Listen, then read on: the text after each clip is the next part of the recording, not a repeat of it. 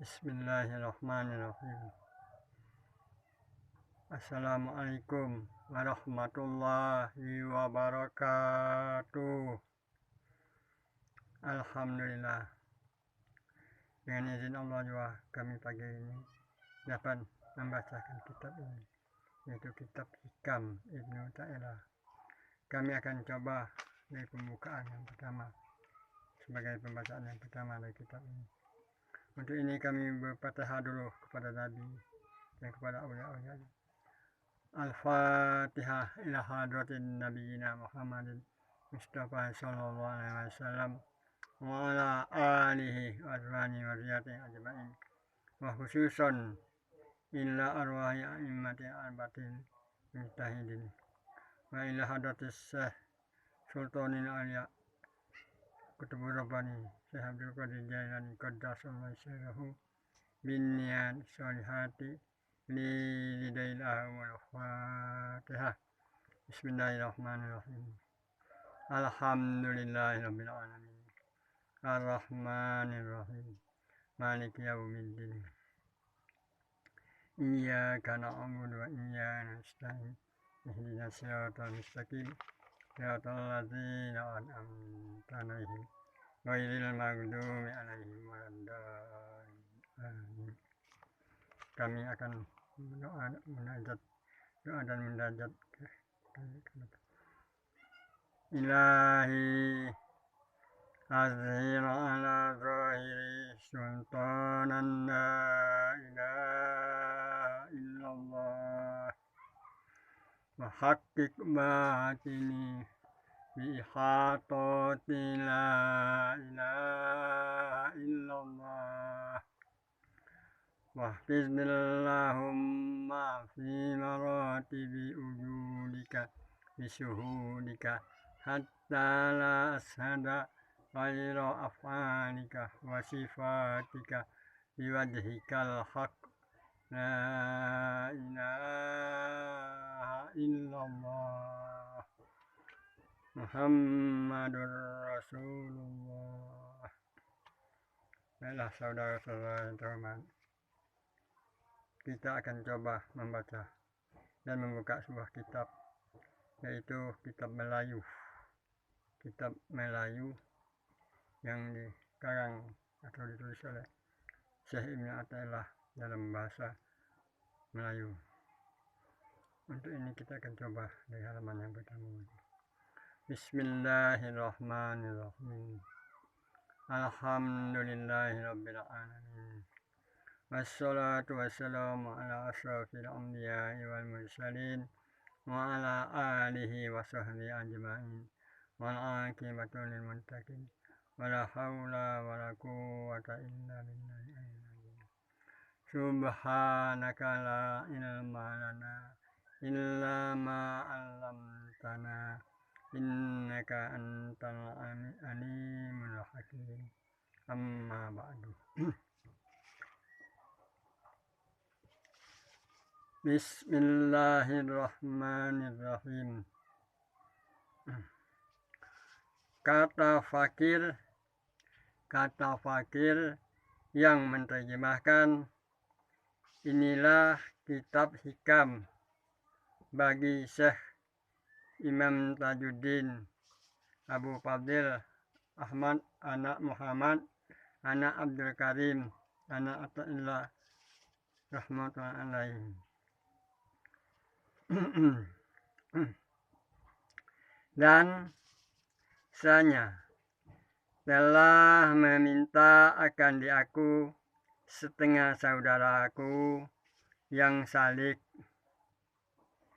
bahwa menerjemahkan akan dia dengan bahasa Jawi, bahasa Jawa, supaya memberi manfaat dengan dia segala orang yang mubtadi. Orang yang mubtadi itu orang yang belajar. Maka ku perkenankan atas yang demikian itu dengan sekira-kira yang dipahamkan Allah Ta'ala akan diaku. Dan adalah aku memanjangkan sedikit perkataannya, karena aku memasukkan perkataan salahnya dengan sekedar kifayah, bagi orang yang mubtadi, bagi orang yang belajar, mengetahui dia, sekedar kifayah bagi orang yang belajar untuk mengetahui dia, sebagai kifayah cara. Dan saya memohonkan kepada Allah Subhanahu wa Ta'ala akan sempurna dan aku beroleh manfaat segala orang yang terlebih, akan beroleh manfaat segala orang yang terlebih. Orang talib itu orang yang talib yang menuntut akan dia dalam dunia dan dalam akhirat, dengan berkat Sayyidul Mursalin wa alihi wa sahbihi ajma'in.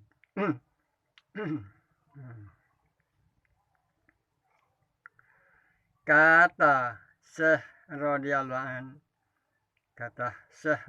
an, man alamati i'timadi alal amali aksana rujai inda wujudina zalali. Artinya, setengah daripada alaman orang yang berjabat atas amal itu kurang harapnya tatkala diperoleh kesalahan, yakni kurang harapnya tatkala maksiat dan sempurna harapnya tatkala taat. Dan demikian itu hal segala orang yang jahil, yang menilik bagi dirinya amal. Dan orang yang arif itu tiada sekali-kali menilik bagi dirinya amal. Dan adalah hal manusia atas tiga bagi. Hal manusia atas tiga bagi.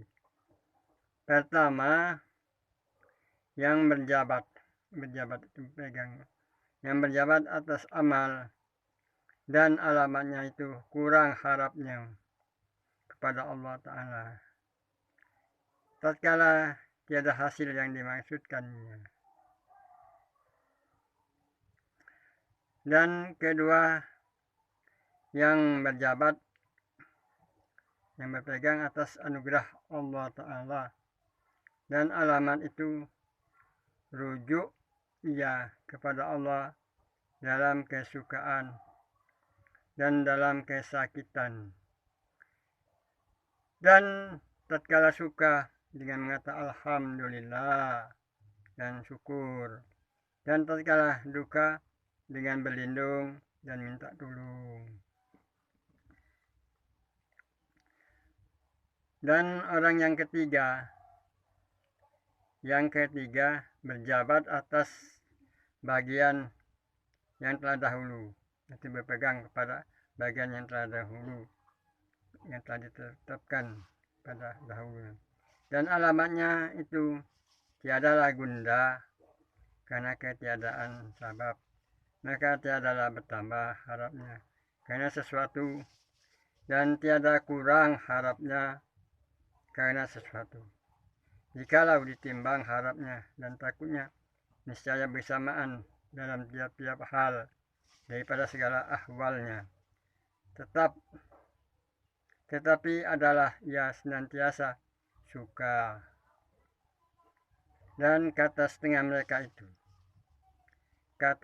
mereka itu adalah alamat yang ketiga itu, yaitu orang yang menyerahkan dirinya dan diam di bawah perintah segala hukum, yaitu orang yang mendidik kepada Tuhannya dan fana daripada dirinya.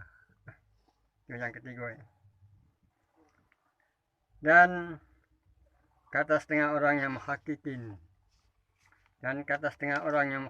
radhiyallahu anhu, barang siapa sampai kepada hakikat Islam, maka tiadalah kuasa ia berhenti daripada amal.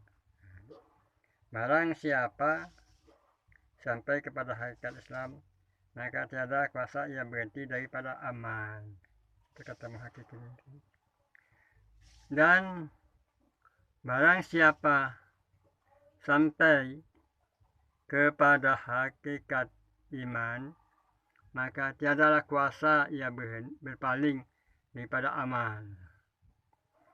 Dan barang siapa sampai kepada hakikat ihsan, maka tiadalah kuasa ia berpaling kepada seorang lain daripada Allah Ta'ala.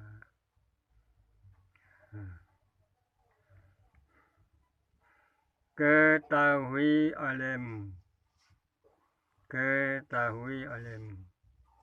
bahwasanya adab kepada orang yang ahli tarik di dalam satu waktu itu adab syariat, dan dalam satu waktu adab hidemat, dan dalam satu waktu adabul haq. Maka adab syariat itu yaitu fana daripada melihat segala tandanya. Itu adab syariat. Adab syariat itu fana daripada melihat segala tandanya itu. Dan tiadalah memandang ia kepada yang demikian itu, melainkan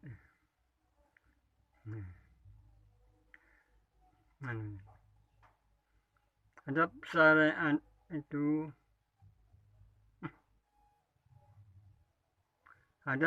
itu berdiri kepada segala tandanya, dan yaitu permulaan bagi segala orang yang menjalani jalan kepada hak Ta'ala. Nah, kembali lagi ya. Kembali dari adab. Adab syariat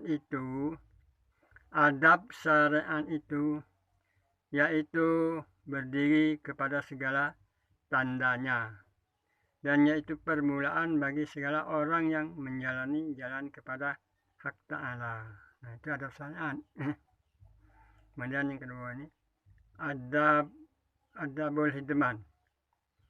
Adabul hideman itu yaitu seperti bahwa kau ketahui barang yang bagimu dan barang yang bagi hak Ta'ala. Adab hidemat itu yaitu fana. Adab hidemat itu yaitu fana. Adab hidemat itu yaitu fana daripada melihat segala tandanya itu, dan tiadalah memandang ia kepada yang demikian itu, melainkan kepada anugerah Allah Ta'ala juga.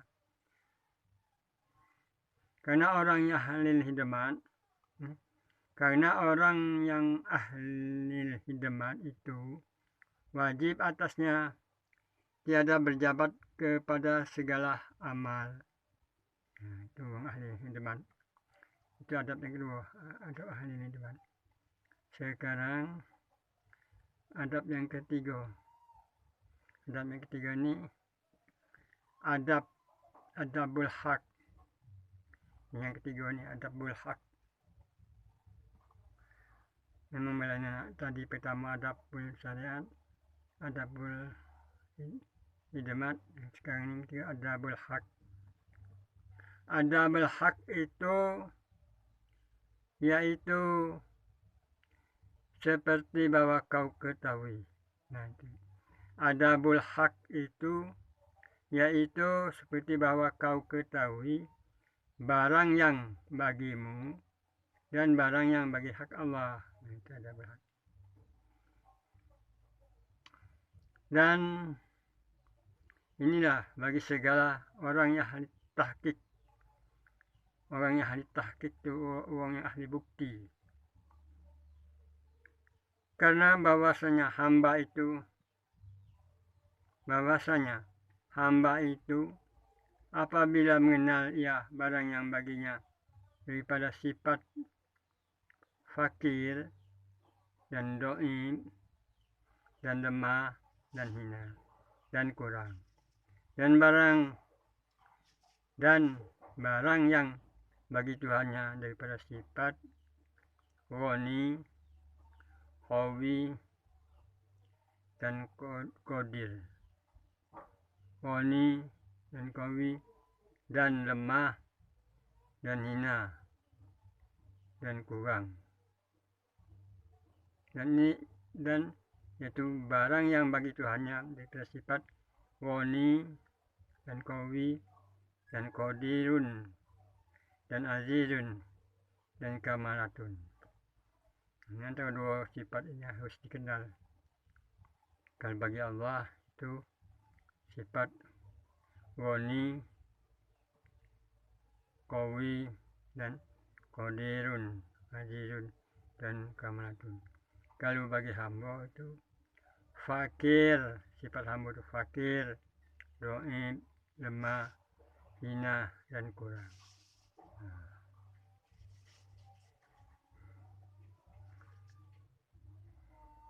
Jadi antara dua sifat yang harus dipahami kalau seorang hamba. Bagi orang yang melihat akan kamalat kodrat Tuhannya,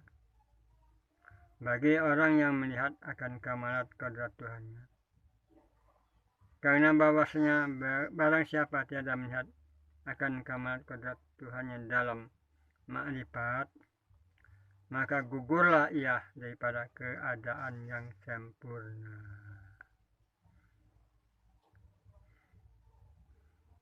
Barang siapa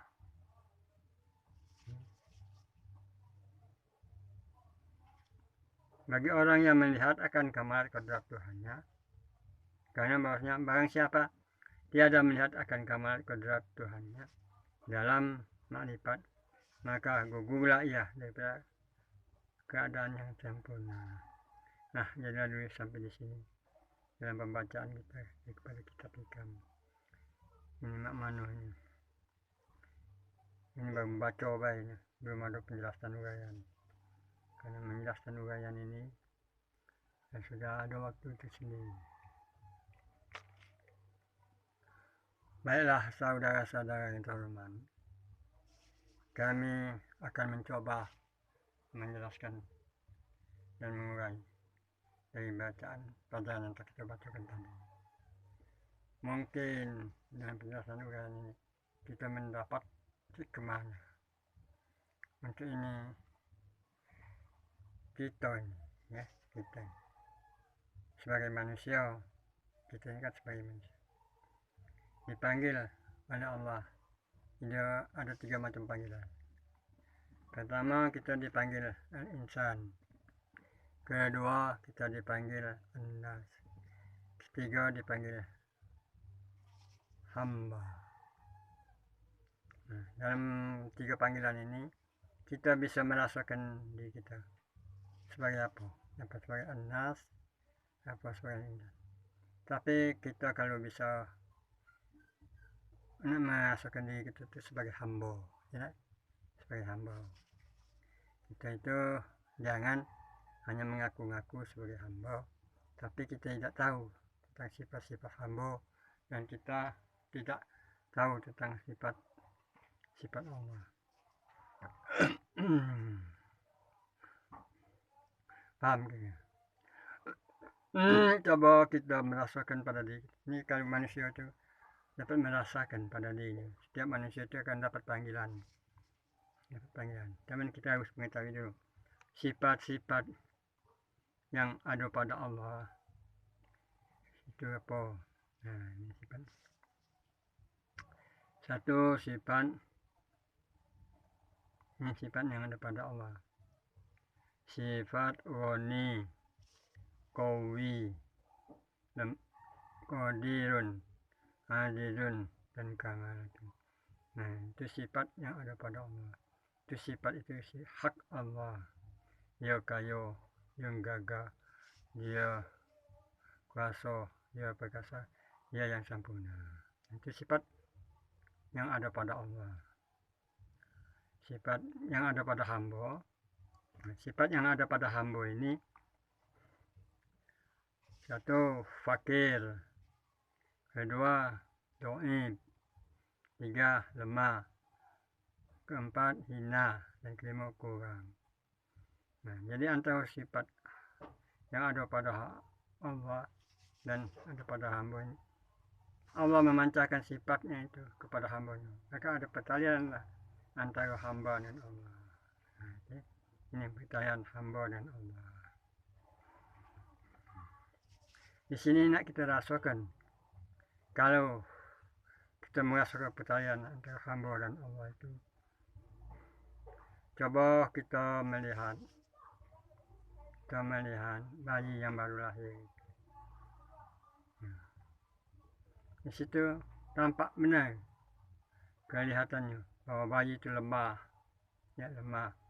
kurang, dan tidak mempunyai daya apa yang lemah,